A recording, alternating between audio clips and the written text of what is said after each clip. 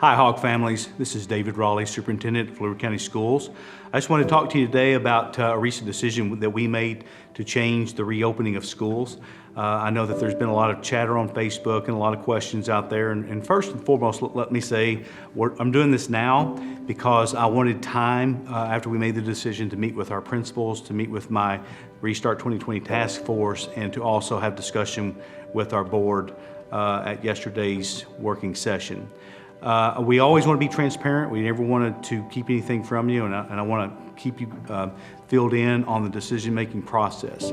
So all along, we have used data and information in making our decision to return to school for in-person instruction on August the 24th. That has been the plan.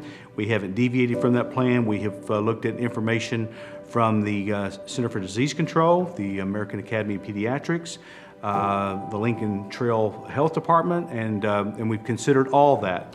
And within that, we felt very good about our decision to go with in-person instruction. And let me say, though, that didn't come without some adversity. I had folks that were emailing me, texting me, sending me all kinds of letters and correspondence encouraging me to reconsider, that's not what's best for us.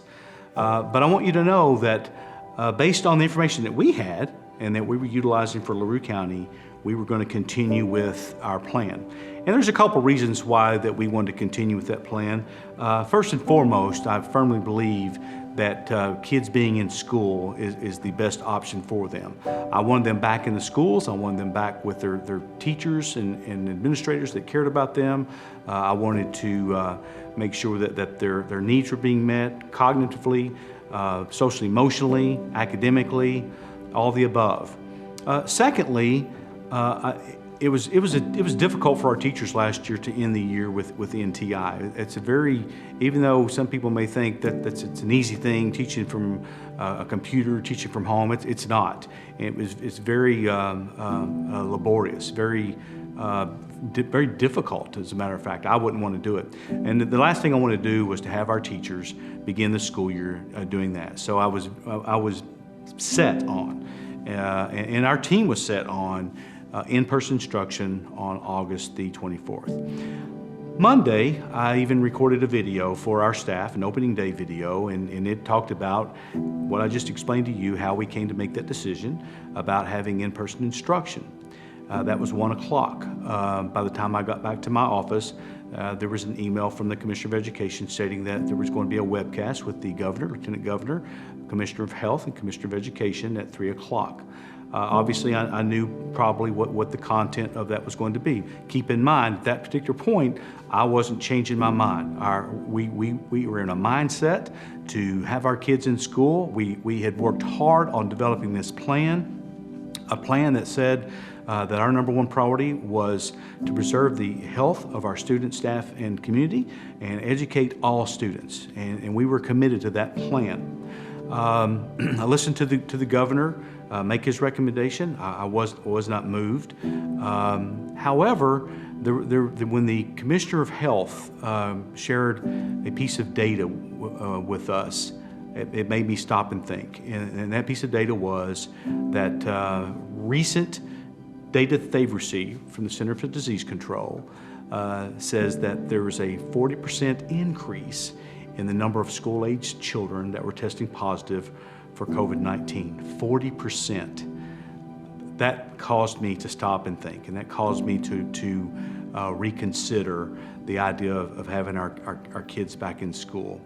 And I made a decision at that particular time that I didn't necessarily think that we should be in school with those kind of statistics.